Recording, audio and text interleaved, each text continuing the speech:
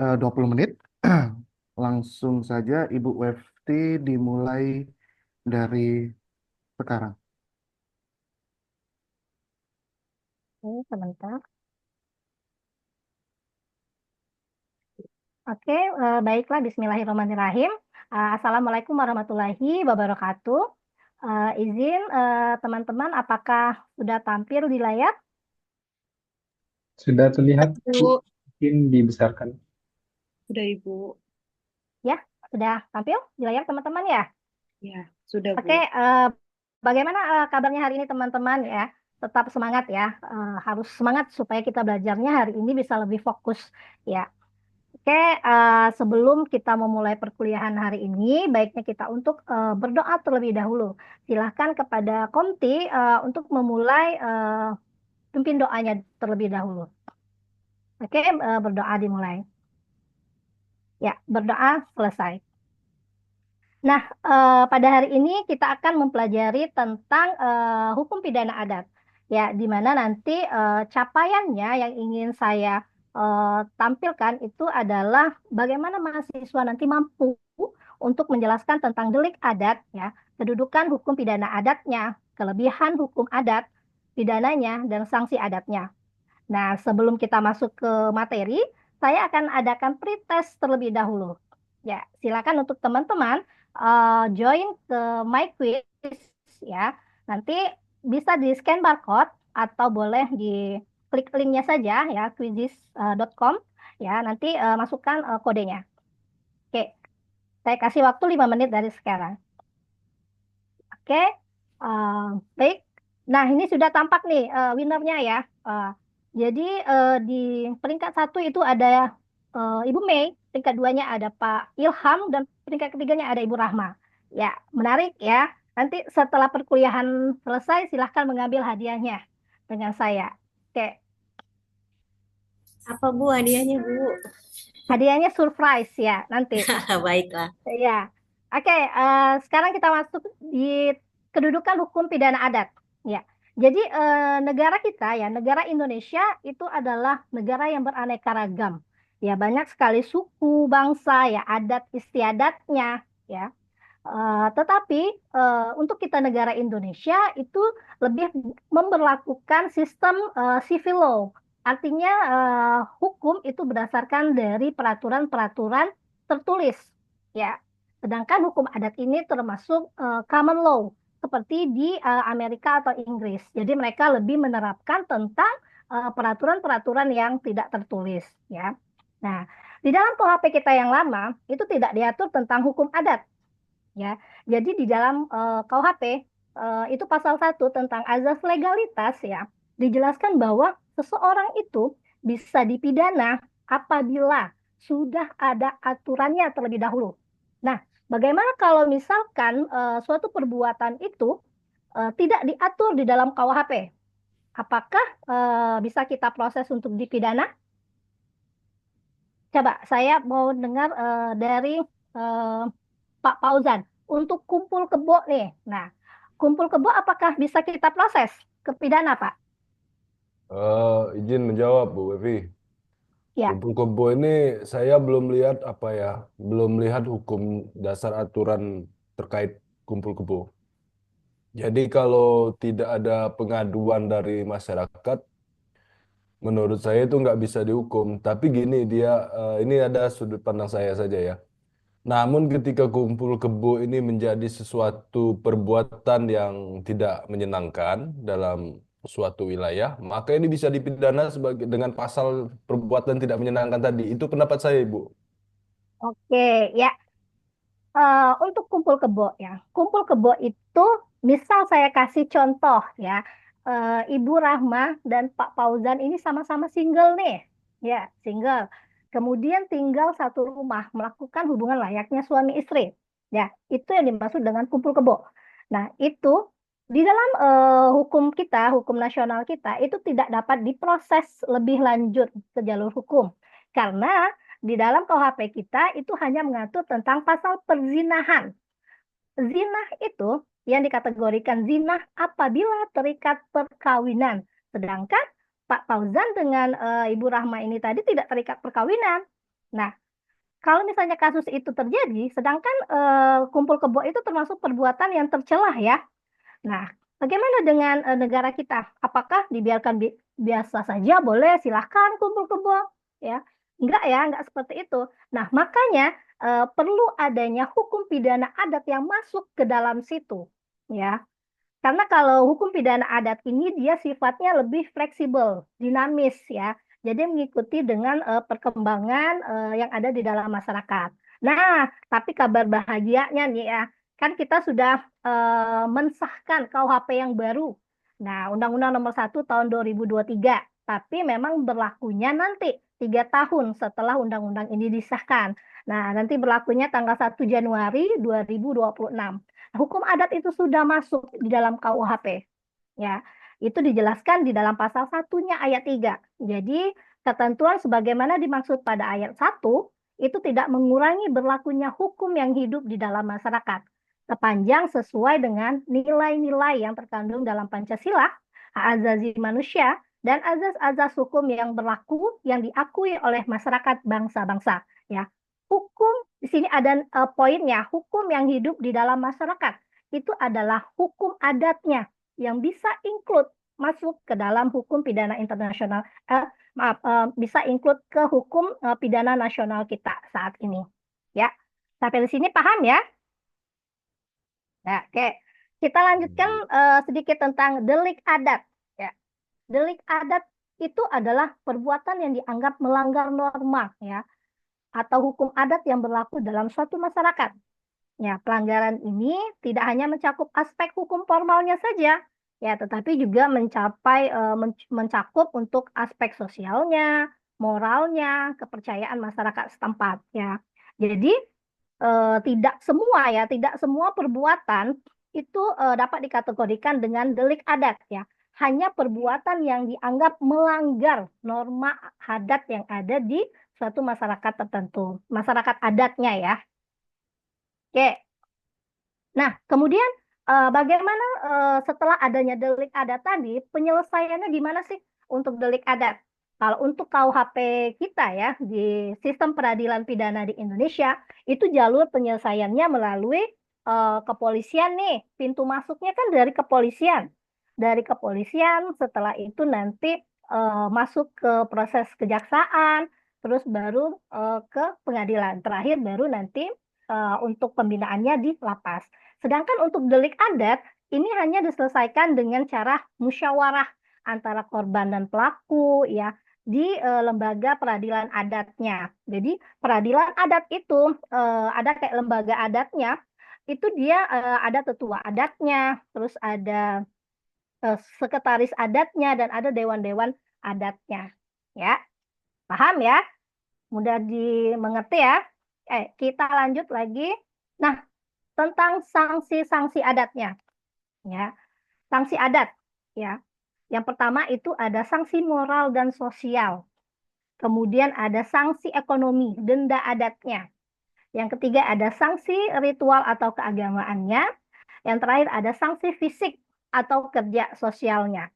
Oke, boleh coba Ibu Mei mungkin mau menyampaikan pendapatnya tentang apa sih itu sanksi moral? Oke, terima kasih Ibu. Em, Kalau sanksi moral itu, kalau pengalaman saya Bu ya, terkadang sanksi moral itu lebih keras dibanding sanksi katakanlah yang dijatuhkan hukuman lewat peradilan. Contoh misalnya begini, sekarang itu ada kasus timah, ya kan? Kita tahu artis, apa namanya, suaminya artis. Jadi di hukum itu diputuskan sanksinya adalah hanya awalnya belum 20 tahun ya Bu ya, Ya, awalnya betul 6 ya. tahun kalau nggak salah. 6 tahun setengah, betul ya. Iya, terus habis itu karena ini kan berkaitan dengan moral ya Bu ya, karena eh, si hakim memutuskan itu berdasarkan dia orang baik, tapi kan netizen menganggapnya berbeda. Jadi di situ ada moralnya di mana-mana, namanya korupsi sekian miliar cuma 6 tahun dibanding dengan mencuri ayam lebih tinggi. Akhirnya kan netizen apa namanya pro kontra Bu ya. Nah, di situ salah satu dari contoh sanksi moral yang secara tidak langsung pada akhirnya mengubah keputusan peradilan. Mungkin itu apa gimana mungkin ada koreksi dari Ibu Bu. Terima kasih Bu ya. Ya, baik. Ya, jadi itu termasuk sanksi moral ya. Sebenarnya kalau di dalam penerapan hukum adat ya, sanksi moral ini justru lebih berat hukumannya daripada hukuman pidana pokok seperti di KUHP kita ya. Tetapi untuk penerapannya memang seringkali hukum adat ini dikesampingkan dengan hukum formal yang ada. Ya, oke, kita bahas ya. Nah, ini contoh ya, sanksi moral dan sosialnya. Itu yang pertama itu pengucilan sosial atau buang adat. Jadi pelaku itu dikucilkan dari masyarakat, ya kehilangan hak-haknya di dalam komunitas. Contohnya ada beberapa suku di Sumatera itu pelaku perzinahan bisa diusir dari kampungnya. Kemudian ada permintaan maaf secara adat, ya. Jadi pelaku itu nanti diwajibkan meminta maaf kepada korban dan masyarakat melalui upacara-upacara tertentu, ya. Oke, kita lanjutkan lagi. Nah, terus ada sanksi ekonomi, sanksi denda adatnya, ya. Itu bisa pembayarannya dari uang atau barang, ya. Jadi dendanya itu nggak harus selalu berbentuk uang, bisa juga hasil bumi, emas atau hewan ternaknya, ya. Nah, ini ada contoh yang menarik nih. Di Kabupaten Kutai Barat, ya, Kalimantan Timur, itu apa? Lembaga adatnya memberikan denda sebesar 1,8 miliar ya untuk kasus pembunuhan. Dan ini lebih efisiensi, sedangkan kalau di dalam hukum pidana kita sendiri itu dendanya nggak nyampe segitu, ya. Oke, lanjut ya. Terus kemudian ada sanksi ritual ya. Jadi banyak sekali ritual-ritual yang harus dilakukan ya. Acara penyucian cuci kampung, terus sesajen dan lain-lainnya. Dan terakhir itu ada sanksi fisik atau kerja sosial. Jadi nanti pelaku ini wajib ya untuk melakukan pekerjaan sosial seperti dia membangun fasilitas umum, kemudian membersihkan lingkungan ya. Contohnya ada di Bugis, itu ada seseorang yang bersalah itu dapat diwajibkan membantu membangun rumah ibadah ya. Ya. Oke. Sampai di sini ada yang mau ditanyakan terlebih dahulu boleh? Oke, sudah cukup paham ya. Saya lanjutkan lagi. Di sini ada kelebihan dari hukum pidana adat. Nah, apa saja sih kelebihan ya dari hukum pidana adat? Yang pertama, dia lebih fleksibel dan dinamis. Ya, kenapa saya katakan bahwa hukum pidana adat itu dia lebih fleksibel dan dinamis? Seperti tadi bisa mengcover kumpul kebo yang tidak ada di dalam KUHP kita, ya, yang tidak ada di dalam aturan-aturan yang tertulis. Ya, karena hukum adat itu dia mudah beradaptasi, kemudian dia juga bisa menyesuaikan dengan perubahan-perubahan sosial yang ada di dalam masyarakat. Ya. Kemudian yang kedua itu dia lebih berorientasi pada keadilan restoratif. Ya. Keadilan restoratif ini dia lebih berpusat kepada pemulihan korbannya.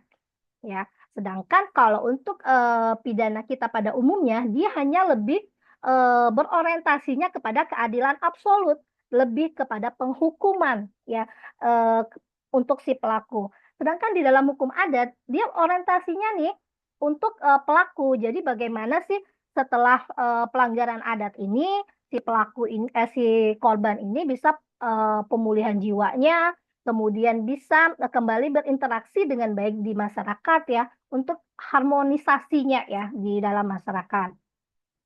Terus yang ketiga ada lebih dekat dengan masyarakat. Tentu ya, karena hukum pidana adat itu hukum yang lahir ya dari kebiasaan-kebiasaan warisan turun-temurun ya dari para leluhurnya. Dan hukum pidana adat ini pasti akan lebih jauh dipatuhi sama masyarakat adatnya ya.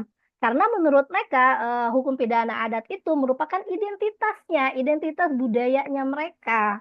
Ya, seperti itu.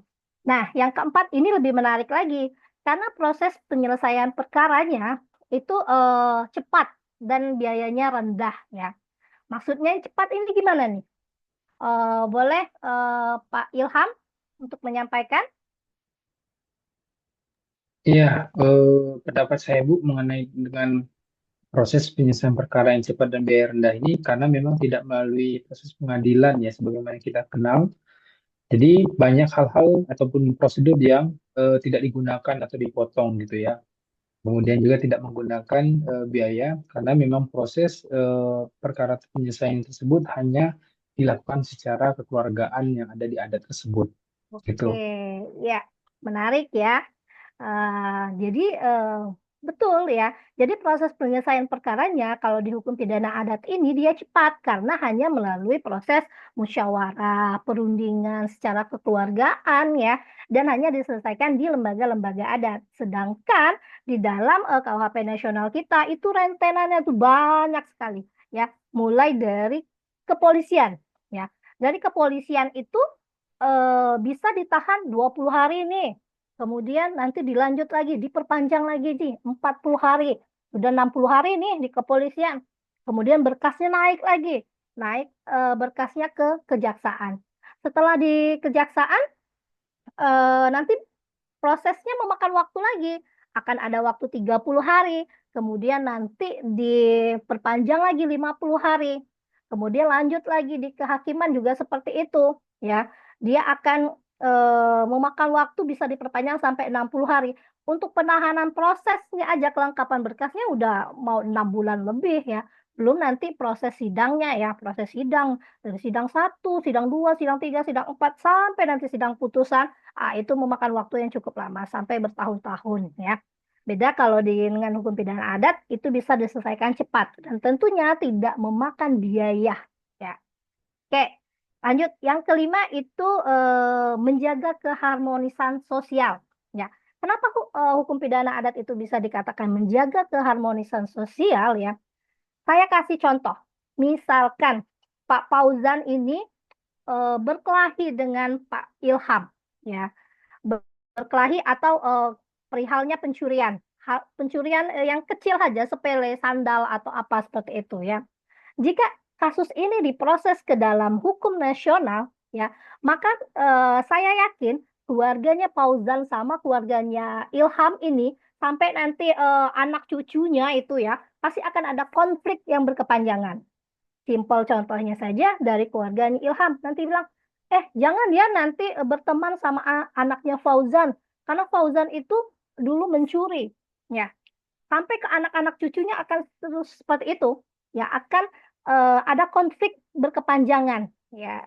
Kalau perkara kecil seperti itu diproseskan di hukum nasional, ya. Sedangkan untuk pidana adat dia lebih harmonisasinya ya lebih untuk apa ya menjaga hubungan baik gitu, menjaga hubungan baik di dalam masyarakat.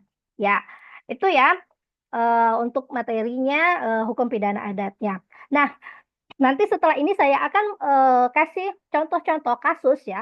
Silakan kalian untuk membagi kelompok kecil, bisa kelompoknya maksimal 5 orang. Nanti akan saya berikan contoh kasusnya dan silahkan dianalisis.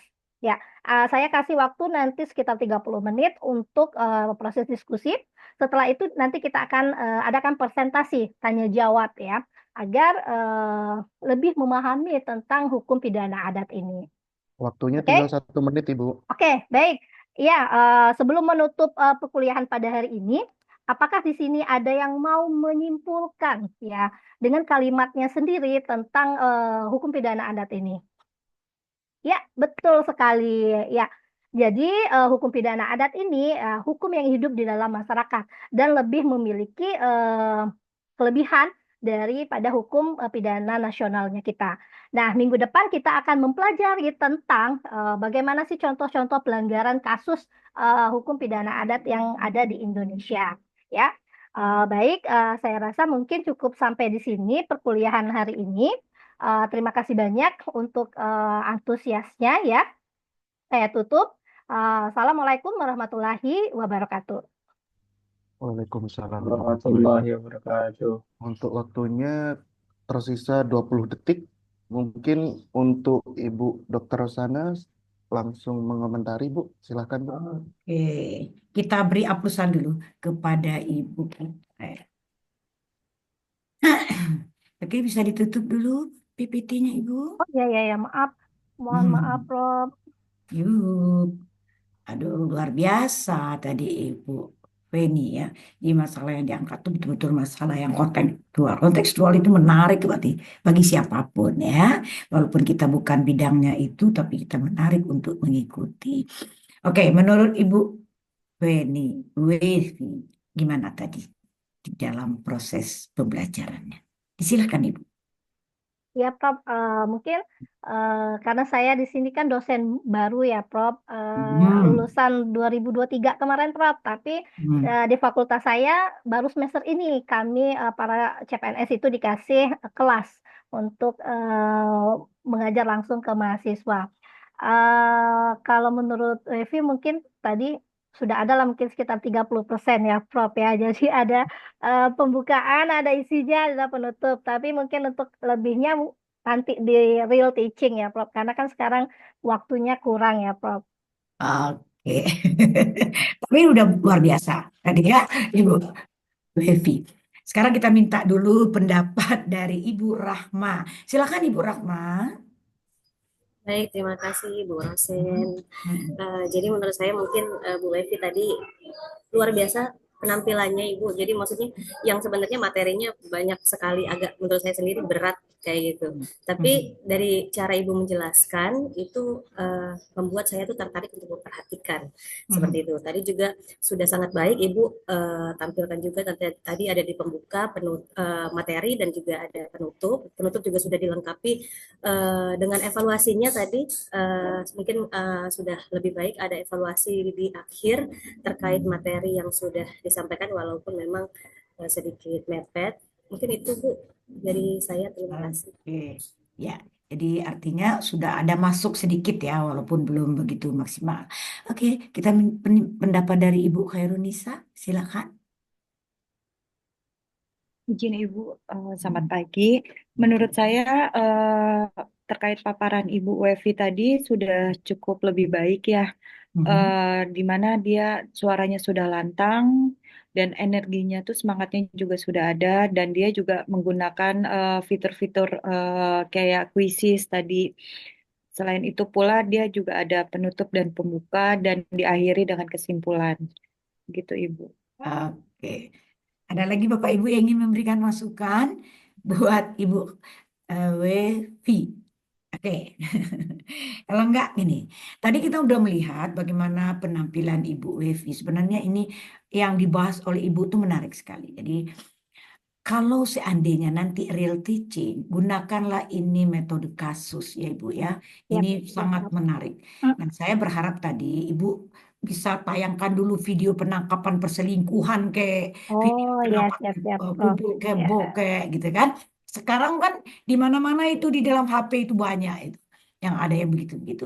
Sekarang coba kita angkat. Ada yang cuci kampung lah, tertangkap mahasiswa di sini, kemudian cuci kampung. Apa yang terjadi?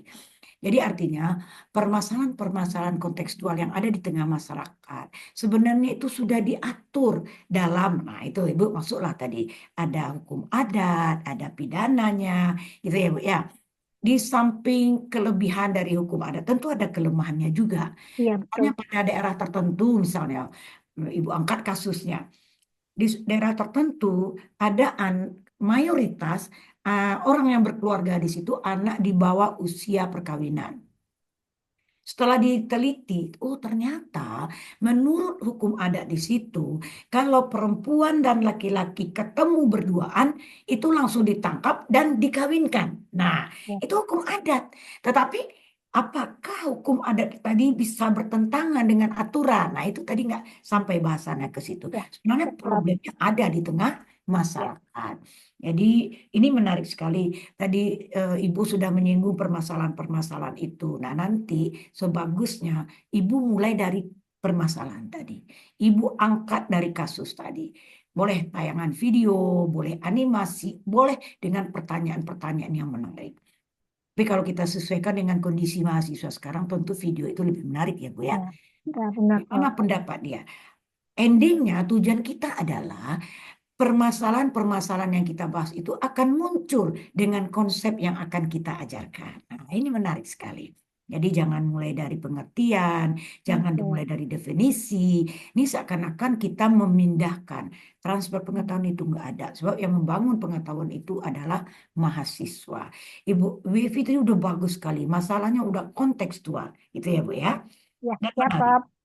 Ya, contohnya tadi tentang kelebihan hukum adat. Sebenarnya mahasiswa kita itu kan apa yang kita berikan itu bukan hal baru. Jadi kalau misalnya tentang kelebihan apa tadi hukum adat, satu fleksibel atau dinamis, biarkan mahasiswa yang menjelaskan. Coba, Oke. Ya, Prof. coba gitu ya. Iya, Nanti ibu Prof. itu tugasnya hanya meluruskan konsep-konsep mereka, Hmm. gitu ya. Jadi jangan dulu buru-buru untuk menjelaskan, karena nanti kelihatannya kalau kita menjelaskan kemampuan mereka untuk menerima itu tidak akan banyak.